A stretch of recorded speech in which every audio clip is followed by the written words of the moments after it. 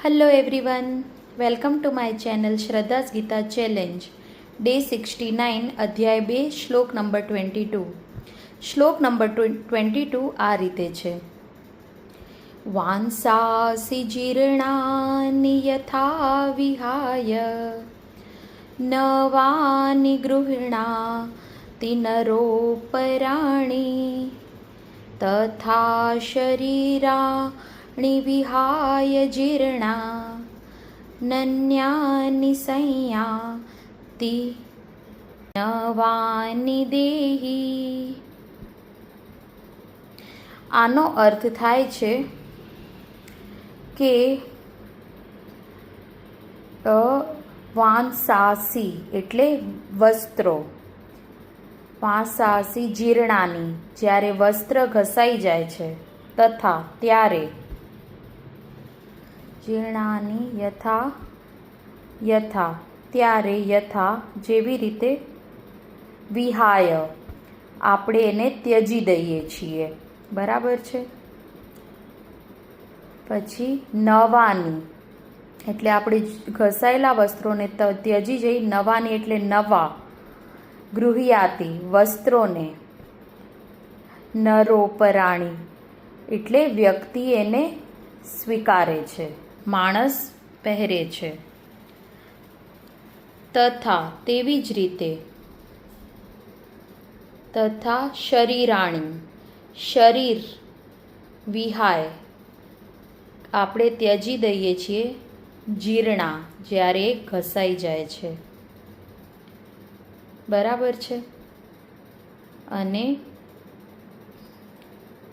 નન્યાની એટલે બીજું શરીર, નન્યાની સંયાતિ ધારણ કરીએ છીએ, નવાની દેહી નવો દેહ ધારણ કરીએ છીએ.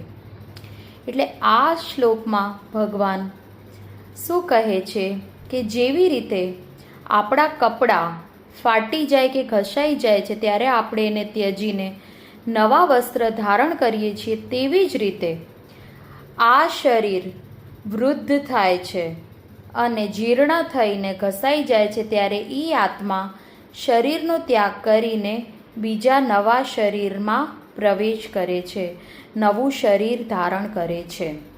આ શ્લોકમાં ભગવાન એવું કહી રહ્યા છે.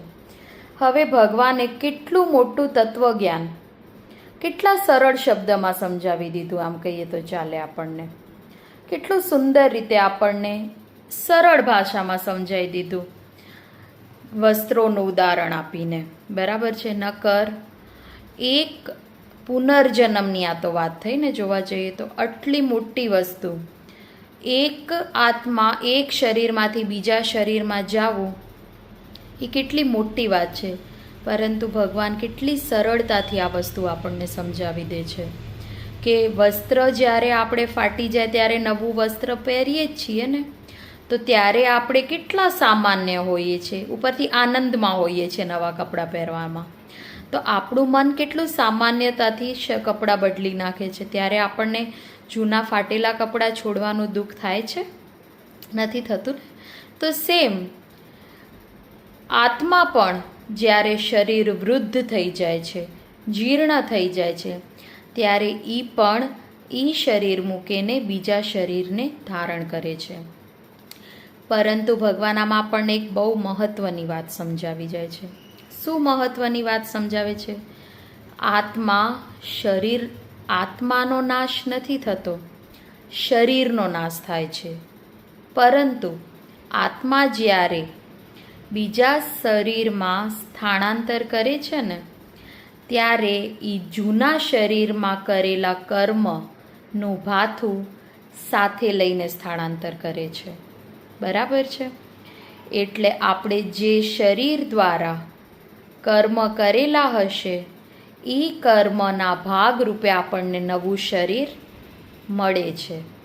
અને આપણા કર્મો સાથે આપણા જે કહીએ ને, આપણું જે સમયના વિચારો, આપણી બુદ્ધિ, આપણું મન જે રીતે આપણા કર્મ કરતાં વિચારતું હતું, એ બધી વસ્તુ સાથે લઈને આત્મા બીજા શરીરમાં પ્રવેશ કરે છે. એટલે માણસનું કર્મ તો એના સાથે જાય જ છે. એ બહુ મોટી વાત આમાં ભગવાન સમજાવે છે. શરીરનો નાશ થતાં આપણા કર્મનો નાશ નથી થતો. બરાબર છે. એટલે એવું કર્મ કરીએ કે જે આપણને મુક્તિના માર્ગ તરફ લઈ જાય. આપણે કર્માનુબંધનથી બીજા શરીરમાં એ કર્મનું ભાથું લઈને જઈએ છીએ કર્મ આપણે પૂર્ણ કરવા માટે. બરાબર છે. નવા કર્મ તો કરીશું, પણ જૂના કર્મ જે આપણા રહી ગયા છે, એટલે ભગવાન આપણને પુનર્જન્મનો સિદ્ધાંત પણ આમાં સમજાવે છે, સાબિત પણ કરે છે. આપણને ખ્યાલ છે જ્યારે નાનું બાળક હોય ત્યારે એને બિલકુલ સમજ નથી, એકદમ નાનું, બહુ જ નાનું બાળક કે જેને હજી સાન પણ નથી આવેલી, તો આપણે એને જોઈએ ને તો એ ઘણીવાર ઊંઘમાં એકદમ હસતું હોય, એકદમ રડતું હોય ઘણીવાર, કે એકદમ ઘણીવાર ડરી બી જતું હોય. તો આ બધું એના પુનર્જન્મ, એ જૂનું કર્મ કે જૂનું શરીર, એને એ બધું એના જૂની વસ્તુઓ યાદ આવે છે. એવું આપણા વડીલો પણ આપણને કહેતા હોય છે કે એને બધું એનું જૂનું યાદ આવી રહ્યું છે. એટલે એ ત્યારે નવું નવું એના જૂના શરીરમાંથી આવીને જન્મ લીધેલો છે એને. બરાબર છે. એટલે પુનર્જન્મનો એ સિદ્ધાંત ભગવાન અહીંયા સમજાવે છે, અને કર્મનો સિદ્ધાંત પણ, કે જે કર્મ આપણે એમ કહીએ કે શરીરના નાશ થવાથી મારા કર્મનો સિદ્ધાંત ગમે એટલા હું ભલે ને પાપ કરી દઉં, મારે શું મર્યા પછી તો કંઈ નથી. ના, કર્મ તો સાથે જાય જ છે.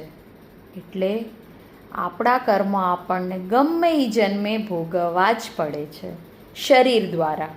બરાબર છે ને. શરીર દ્વારા આપણને ભોગવવા પડે છે, આત્મા નથી ભોગવતો, શરીર. પણ જે શરીરમાં જન્મ લઈએ છીએ ને એ બધું એને લાગે છે, કષ્ટી, સુખ, દુઃખ, જે ગણો તે. બરાબર છે. એટલે કેટલી સુંદર વાત ભગવાન આપણને આમાં સમજાવી જાય છે. અને બીજું, ભગવાન એને કહીએ ને મૃત્યુનો સામનો કરતા મોટીમાં મોટી વસ્તુ, મોટામાં મોટો ડર, ભગવાન આપણને અત્યાર સુધી એ જ વસ્તુ ઘડી ઘડી કહી રહ્યા છે કે મૃત્યુ થવું એ સામાન્ય વાત છે. એ ભેદ તું સમજી જા. અર્જુનને આ જ વાત, કેમ કે એને આખો પહેલો અધ્યાય અર્જુને એ જ વિષાદમાં કાઢ્યો, એ જ શોકમાં કાઢ્યો કે હું મારા સ્વજનોનું મૃત્યુ કરી રહ્યો છું, હું એમને મારીશ, કેવું થશે, હું એમને મારીશ તો શું થશે. એટલે સૌથી મોટામાં મોટો એને મૃત્યુનો ડર હતો, સામેવાળાને મૃત્યુ આપવાનો ડર હતો. એ ભગવાન એને ક્લિયર કરી રહ્યા છે. તો તમને આ શ્લોક કેવો લાગ્યો? જો ગમ્યો હોય તો ચોક્કસ મારા ચેનલને સબસ્ક્રાઈબ કરો અને મારા વિડીયોઝને લાઈક કરો. Thank you.